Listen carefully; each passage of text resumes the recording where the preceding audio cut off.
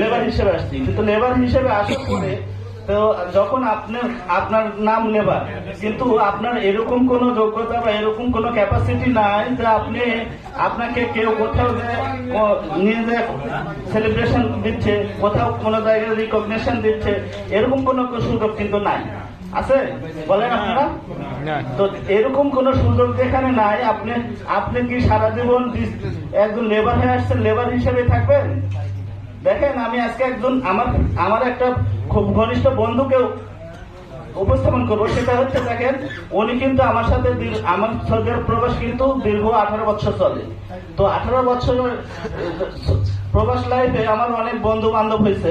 এখানে কিন্তু দীর্ঘ 12 বছর আগে আমার এক বন্ধু কিন্তু আমাদের কাছ থেকে 4 বছর বিদেশ থাকার পরে মোটামুটি চলে গেছিল। তো সে যখন চলে যায় তাকে অনেক নিষেধ করছিলাম যে যাস না ভাই, তুই আর